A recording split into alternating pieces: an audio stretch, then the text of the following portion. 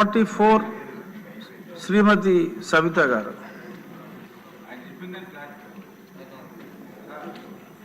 చాలా ఎక్కువ చెప్పేశారు.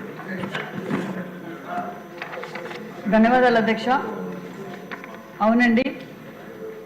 అవునండి అపెక్స్ ఆహార సొసైటీ ఆప్కో ద్వారా చేనేత కార్మికులకు సహకార సొసైటీల ద్వారా ఉత్పత్తి చేసిన దుస్తులకు మార్కెటింగ్ కోసం ప్రభుత్వ సహాయాన్ని అందిస్తుంది.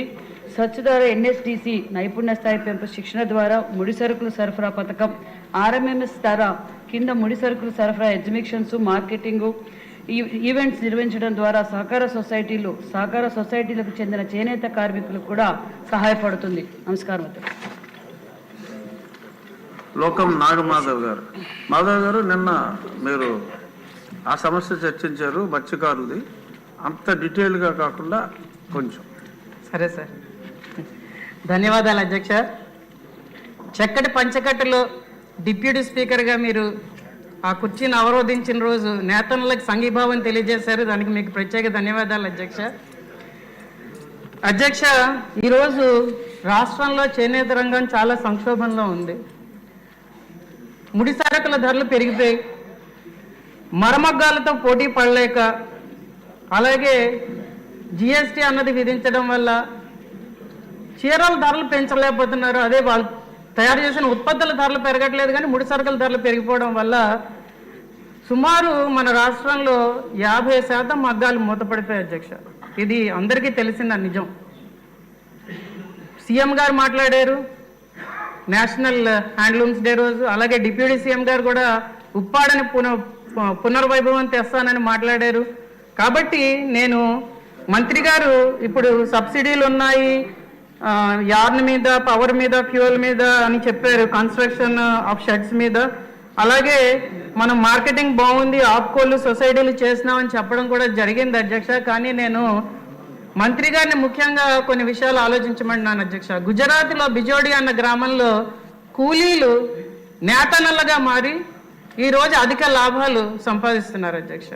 మన రాష్ట్రంలో నేతన్నలు కూలీలుగా మారిపోతున్నారు అధ్యక్ష, మగ్గాలు మూసుకొని. ఎందుకంటే ఆ రోజుకి వచ్చి ఆ 150-200 రూపాయలు కూడా వాళ్ళకి రావట్లేదు అధ్యక్ష. కాబట్టి మన ప్రభుత్వాన్ని, ఎన్డీఏ కూటమి ప్రభుత్వం వల్లే వాళ్ళకి న్యాయం జరుగుతుందని వాళ్ళందరూ కోరుకుంటున్నారు. కాబట్టి మనకి మంచి పొందూరు పట్టు, పొందూరు, ఉప్పాడ, మంగళగిరి, పోచంపల్లి, ధర్మవరం, కలంకారి, వెంకటగిరి ఇవన్నీ మంచి బ్రాండ్లు ఉన్నాయి. కాబట్టి మన ప్రభుత్వాన్ని నేను కోరేది ఏంటంటే, నేతన్నకి నెలకి నికర ఆదాయం ఖర్చులన్నీ పోగా ఒక 8,000 నుంచి 10,000 రూపాయలైనా వచ్చేటట్టుగా ఆలోచించమని నేను మంత్రి గారిని, ప్రభుత్వాన్ని ఈరోజు కోరుకుంటున్నాను అధ్యక్ష.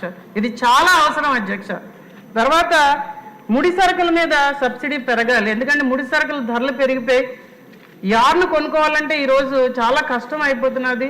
అలాగే లోకల్లో ప్రొడక్షన్ కూడా బాగా తగ్గిపోయింది. కాబట్టి దాని మీద ప్రత్యేక దృష్టి పెట్టి వాళ్ళకి ముడి సరుకులు వచ్చేటట్టు చూడవలసిందిగా నేను కోరుకుంటున్నాను అధ్యక్ష.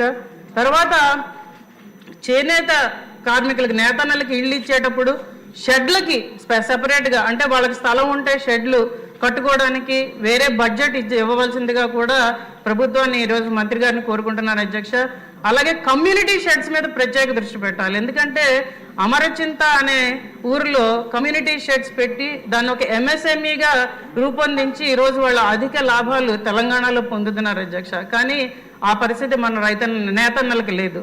అలాగే ఇంకొక ముఖ్య విషయం నేను కోరుకుంటున్నది ఏంటంటే, మాధవ్ గారు, ఇది ప్రశ్నోత్తరాల సమయం, సూచన సమయం కాదు. మీరు అన్ని సూచనలు ఇస్తున్నారు. అదే నేను కమ్యూనిటీ షెడ్స్ పెట్టమని అడుగుతున్నాను అధ్యక్ష, సూచన కాదు అధ్యక్ష. కమ్యూనిటీ సబ్సిడీ ఇవ్వమని అడుగుతున్నాను అధ్యక్ష. పెట్టే ఉద్దేశం ఉందా అని దాన్ని ప్రశ్న రూపంలో అన్ని సూచనలు చేస్తున్నారు. ఇప్పటికే ఎక్కువ చేశారు కొంచెం. కమ్యూనిటీ షెడ్స్ మీద ఏదైనా మనకి సబ్సిడీ అధికంగా ఇచ్చి అది పెట్టే విధంగా ఏదైనా ప్రభుత్వం దృష్టి సారిస్తుందని మంత్రి గారిని అడగడం అవుతున్నది అధ్యక్ష. అలాగే మనం మార్కెటింగ్ మీద ఇంకేమైనా అడిషనల్గా మనం ఆలోచించి, మన ఆప్కో ఈ సొసైటీలు ఉన్నాయి నాకు తెలుసు అధ్యక్ష, కానీ ఫ్యాబ్ ఇండియా అలాంటివి ఏంటంటే ఎక్స్పోర్ట్ క్వాలిటీగా మన నేతలకు ఏవైనా సహాయపడేటట్టు ప్రభుత్వం ఏమైనా ఆలోచిస్తున్నదా అని కూడా మంత్రి గారిని అడగడం జరుగుతున్నది అధ్యక్ష.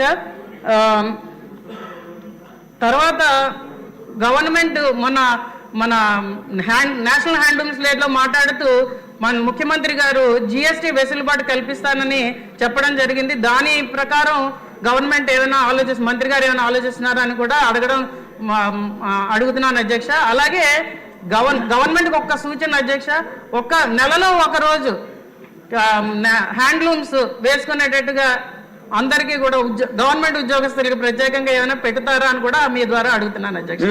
ఇప్పుడు చేనేత వేసుకున్నారా? ఏంటండి మీ శాడీ చేనేతేనా?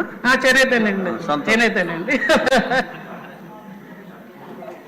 నమస్కారం. ఒక్క నిమిషం, ఒక్క సప్లిమెంటరీ. జయ నాగేశ్వర రెడ్డి గారు ఒకేసారి చెప్పచ్చు. ధన్యవాదాలు అధ్యక్ష.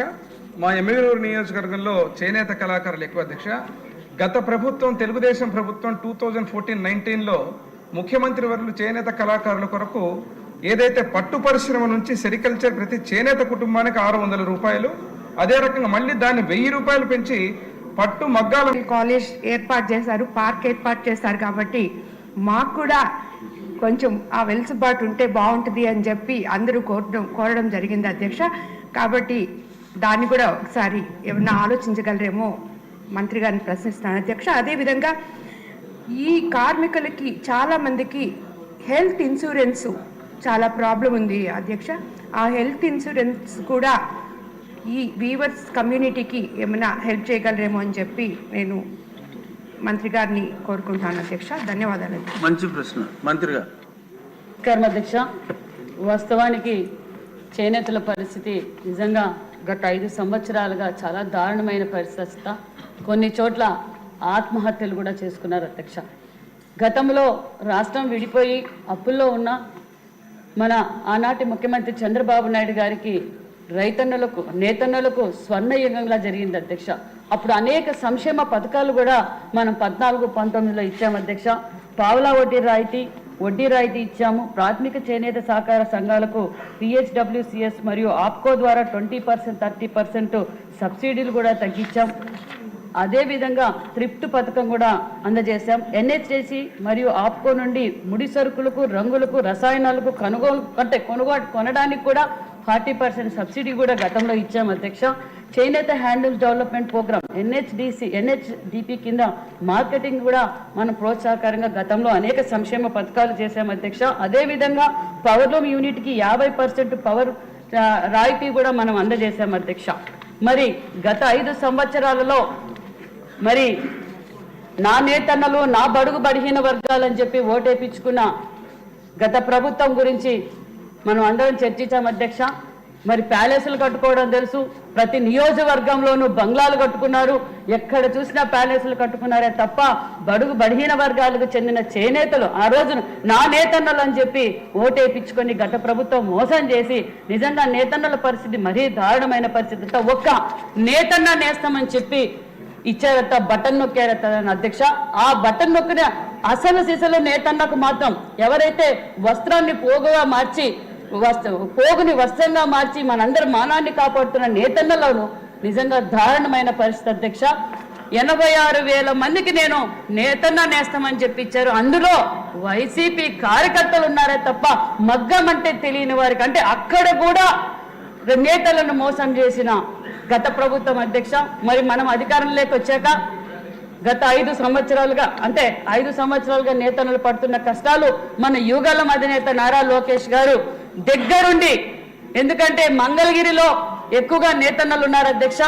ఆ నేతన్నలు పడుతున్న కష్టాలు తెలుసుకొని ప్రతిపక్షంలో ఉన్నా కూడా అక్కడ ఒక యూనిట్ పెట్టి 365 రోజులు పనులు కల్పించాలి అనే ఉద్దేశంతో, గొప్ప సంకల్పంతో నేతన్నకు నేస్తంగా ఒక మోడల్గా కూడా తయారు చేశారు అధ్యక్ష. అదే ఇప్పుడు నిజంగా మన ప్రభుత్వం వచ్చిన తర్వాత ఇప్పుడు గౌరవనీయులు మాధవి గారు, మరి జయనాగేశ్వర రెడ్డి గారు, మరి మేడం గారు అడిగినట్లు విధంగా మనము అధికారంలోకి వచ్చాక కూడా ఏదైతే మనం ఎన్నికల మేనిఫెస్టోలో చెప్పామో అవన్నీ అమలుపరచడానికి కూడా తయారు చేస్తున్నాం అధ్యక్ష. 24 నుండి ఇప్పుడు నేతన్న కార్మికులు వృద్ధాప్య పెన్షన్ 4,000 రూపాయలు 50 సంవత్సరాలకే మనం అందజేస్తున్నాం అధ్యక్ష.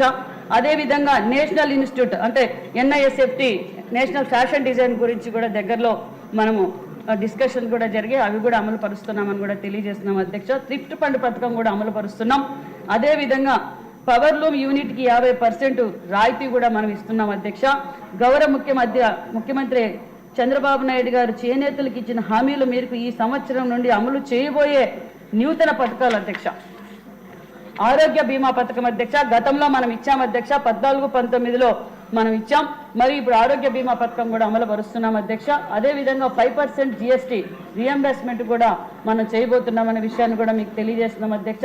చేనేత కార్మికులకు 200 యూనిట్లు, మరమగ్గాలకు 500 యూనిట్లు ఉచితంగా కరెంటు కూడా ఇవ్వబోతున్నామన్న విషయాన్ని కూడా మీకు తెలియజేస్తున్నాం అధ్యక్ష. అదేవిధంగా 24-25 సంవత్సరంలో మనము అధికారంలో అంటే ఎన్డీఏ ప్రభుత్వం అధికారంలోకి వచ్చినాక చేనేతలు తయారు చేసిన వస్త్రాల్ని మార్కెటింగ్ సదుపాయం కల్పించాలన్న ఉద్దేశంతో వచ్చిన మొదటి నెలల నుంచే మనం ఎగ్జిబిషన్స్ కూడా ఏర్పాటు చేశాం. ఎగ్జిబిషన్స్ కూడా విపరీతమైన స్పందన కూడా వచ్చింది అధ్యక్ష. అదేవిధంగా హ్యాండ్లూమ్స్ డే రోజు ముఖ్యంగా మాన్యశ్రీ ముఖ్యమంత్రి చంద్రబాబు నాయుడు గారే వచ్చి ఓపెన్ చేయడం చేనేతలకు ఒక ధైర్యం. ఈ ఎన్డీఏ ప్రభుత్వంలో చేనేతలకు న్యాయం జరుగుతుందని నిజంగా మేము వెళ్తూ ఉంటే మళ్ళీ మాకు పూర్వ వైభవం తెస్తున్నారని కూడా చేనేతలు చెప్తున్నారు. అదేవిధంగా ఆప్కో ద్వారా కూడా అధ్యక్ష ఈరోజు 5-6 నెలల్లోనే ఆప్కో సేల్స్ జనరల్ సేల్స్ వచ్చి 28% పెరిగింది అధ్యక్ష. లివరీస్ సేల్స్ 59% పెరిగింది అధ్యక్ష. ఎందుకంటే గతంలో 14-19లో 1112 కోట్లు సేల్స్ జరిగింది అధ్యక్ష, టర్న్ ఓవర్ జరిగింది. మరి 19-24లో 445 కోట్లు. అంటే ఇప్పుడు మనం అధికారంలోకి రాగానే 59.9% సేల్స్ కూడా మనం పెంచామనే విషయం కూడా తెలియజేస్తున్నాం అధ్యక్ష. అదేవిధంగా ఆప్కోలో కూడా ఈరోజు చేనేతలకు శిక్షణ తరగతులు కూడా ఇస్తున్నాం అధ్యక్ష. అదేవిధంగా కొత్త డిజైన్స్ లేటెస్ట్ ట్రెండ్ ప్రకారం వాళ్లకు ట్రైనింగ్ ఇచ్చి ఈరోజు ఆధునాతిక వస్త్రాధరణ ఏ విధంగా చేనేతలు తయారు చేసిన వస్తువులు ఏ విధంగా మార్కెటింగ్ చేయాలి, ట్రెండ్ తగ్గట్టుగా కూడా వాళ్ళకి డిజైన్ లేటెస్ట్ డిజైన్స్ కూడా ట్రైనింగ్ ఇస్తే నేతన్నలకు సహాయంగా ఉన్నాం. అదేవిధంగా దగ్గరలో సెల్లర్స్ అండ్ బయర్స్ మీటింగ్ కూడా పెట్టి పెద్ద షాపుల్లో ఇక్కడ ఎప్పుడైతే ఇప్పుడు స్టాక్ ఉందో ఆ స్టాక్ను కూడా సెల్లర్స్ అండ్ బయర్స్ మీటింగ్ పెట్టి కూడా కొనుగోలు చేయబోతున్నాం అనే విషయాన్ని కూడా తెలియజేస్తున్నాం. సిల్క్ సబ్సిడీ కూడా ఇస్తాం, NHTC ద్వారా సిల్క్ సబ్సిడీ ద్వారా సబ్సిడీ కూడా ఇస్తున్నాం అధ్యక్ష. అదేవిధంగా మరియు ఆప్కో షోరూములు కూడా మనం 6 నెలల్లోనే 3 షోరూములు కూడా కొత్తగా కూడా ఓపెన్ చేసాం. మరి పెద్దలు అన్నట్లు క్లస్టర్లు ఓపెన్ చేస్తున్నారా అని అడిగారు. 10 క్లస్టర్లు కూడా మనం ఓపెన్ చేస్తున్నాం. అదేవిధంగా ధర్మవరంలో కూడా 30 కోట్లతో కొత్త క్లస్టర్ ఒకటి ఏర్పాటు చేస్తున్నాం. బిర్లా వాళ్ళ కంపెనీతో కూడా మాట్లాడాం అధ్యక్ష. బిర్లా కంపెనీ వాళ్ళతో మాట్లాడినప్పుడు వాళ్ళు కూడా 4-5 జిల్లాలలో క్లస్టర్లు పెట్టడానికి కూడా సిద్ధమయ్యారు. అదేవిధంగా మరి మన ఎంపీలకు కూడా మా డిపార్ట్మెంట్ ద్వారా ప్రత్యేకమైన ధన్యవాదాలు కూడా తెలియజేస్తున్నాం అధ్యక్ష. వీవర్శాలకు ఎందుకంటే నారా లోకేష్ బాబు గారు వీవర్శాల పెట్టారు కదా, అది స్ఫూర్తిగా తీసుకొని ఇద్దరు ఎంపీలు కూడా కర్నూలు ఎంపీ గారును మరి విజయనగరం ఎంపీ గారు కూడా కోటి రూపాయల నిధులు కూడా కేటాయించారు అధ్యక్ష. వారికి కూడా ప్రత్యేకమైన ధన్యవాదాలు తెలియజేస్తూ చేనేతలకు అండగా ఉండే ప్రభుత్వం చేనేతలందరూ నమ్మకంగా ఉన్నారన్న విషయాన్ని కూడా తెలియజేస్తూ